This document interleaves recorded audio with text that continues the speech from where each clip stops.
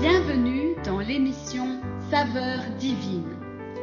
Cette bonne nouvelle du royaume sera prêchée dans le monde entier pour servir de témoignage à toutes les nations.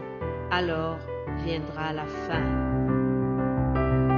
Ce pain céleste vous est présenté par Immaculée Niraneza.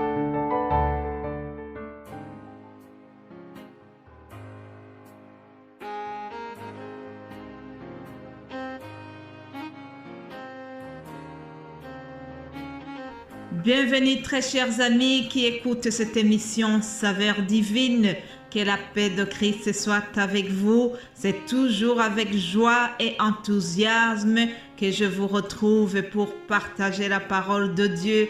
Je remercie le Seigneur pour cette semaine que nous avons commencé, la dernière semaine du mois d'août.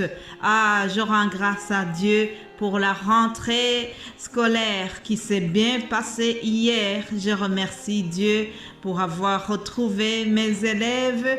Et vraiment, cette année scolaire qui commence, nous voulons la mettre entre les mains de Dieu. Si tu m'écoutes en ayant commencé aussi l'année scolaire, parce que selon les pays où nous nous trouvons, je sais que tout est différent, mais il y a peut-être ceux qui ont commencé l'année scolaire ou l'année académique hier. Alors, je vous souhaite à tous une très belle année scolaire.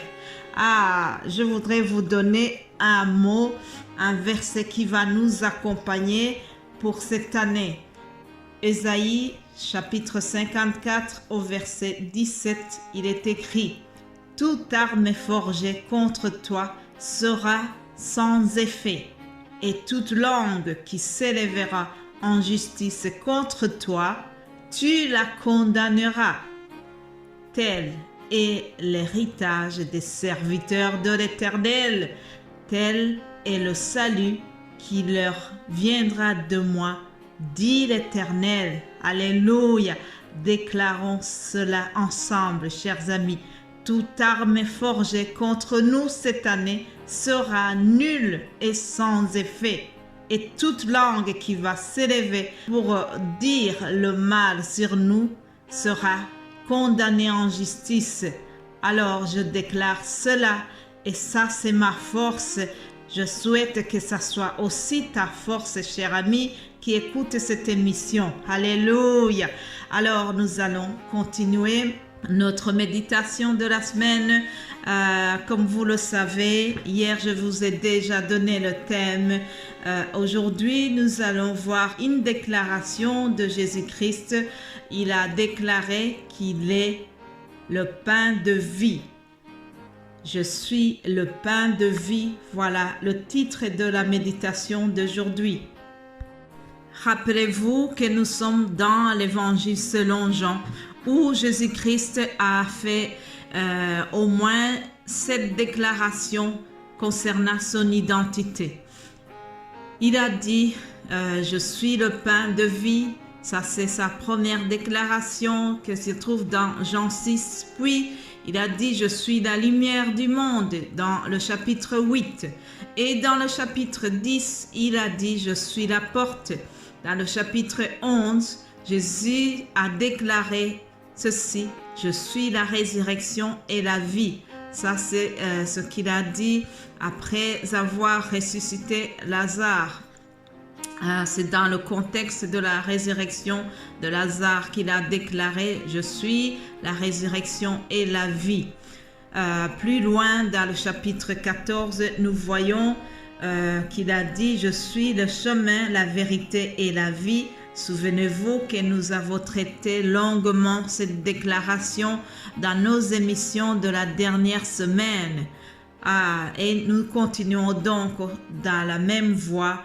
Alors aujourd'hui, nous voyons Jésus qui déclare qu'il est le pain de vie. Il s'adresse à la foule et c'est tiré d'une longue conversation que Jésus a eue avec cette foule. Cet événement, cela a suivi le miracle que Jésus venait de faire. Il avait fait le miracle qui est connu, qui est souvent évoqué, c'est la multiplication des pains pour 5000 hommes. Vous savez que Jésus avait fait donc ce miracle dans l'évangile selon Jean chapitre 6.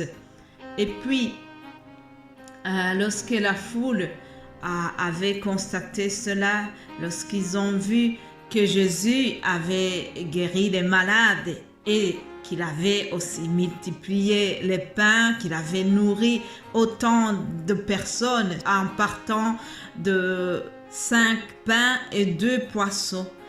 Alors les gens étaient très intéressés. Ils étaient intéressés parce que ils avaient vu les miracles qu'il opérait.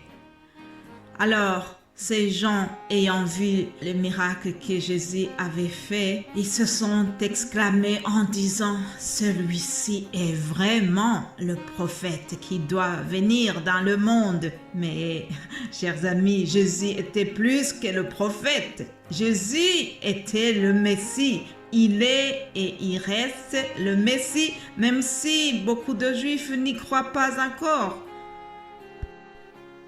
Alors, Jésus a quitté le lieu où il se trouvait et il est allé à Capernaum. Mais la foule qui était intéressée par les miracles de Jésus, elle a fait tout pour aller à la recherche de Jésus. Puis, l'ayant trouvé, ils ont dit « Rabbi, quand es-tu venu ici ?»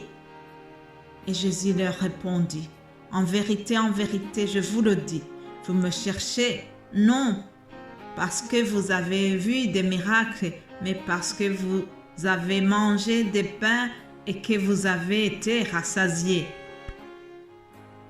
Mais bien-aimés de Dieu, Jésus-Christ connaît nos pensées. Il sonde les cœurs. Il connaît tout ce que nous avons dans notre cœur. C'est ainsi qu'il a lu dans les pensées de cette foule et il a compris que les gens le cherchaient juste pour les miracles. Aujourd'hui, le même phénomène se produit, chers amis. Les gens suivent Jésus-Christ juste pour avoir les bénédictions matérielles. On cherche Jésus-Christ pour avoir éventuellement du travail, pour avoir des enfants, pour avoir des maisons, pour avoir toutes ces choses de ce monde, toutes ces choses qui sont palpables. Mais Jésus offre plus que ça. Si tu cherches Jésus pour sa personne, tu auras tout qui va te suivre. Ça, c'est la parole de Dieu. L'apôtre Paul, s'adressant aux Éphésiens, il leur a dit que Dieu, le Père Céleste, nous a bénis de toute bénédiction spirituelle dans les lieux célestes en Christ. Qu'est-ce que cela veut dire, chers amis?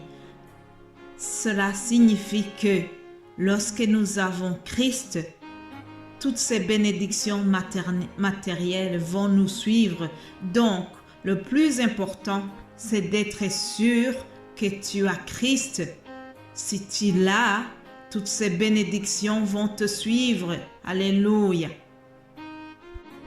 Alors, dans la longue conversation que Jésus a eue avec cette foule, il a évoqué ce qui s'est passé dans le désert concernant Moïse qui conduisait le peuple d'Israël. Et il a dit, en vérité, je vous le dis, Moïse ne vous a pas donné le pain du ciel, mais mon Père vous donne le vrai pain du ciel. Car le pain de Dieu, c'est lui qui descend du ciel et qui donne la vie au monde. Alléluia. Alors, ils ont continué la conversation et au verset 34, on voit qu'ils dirent à Jésus, « Seigneur, donne-nous toujours de ce pain. » Jésus leur dit, « Je suis le pain de vie. Celui qui vient à moi n'aura jamais faim et celui qui croit en moi n'aura jamais soif. » Alléluia.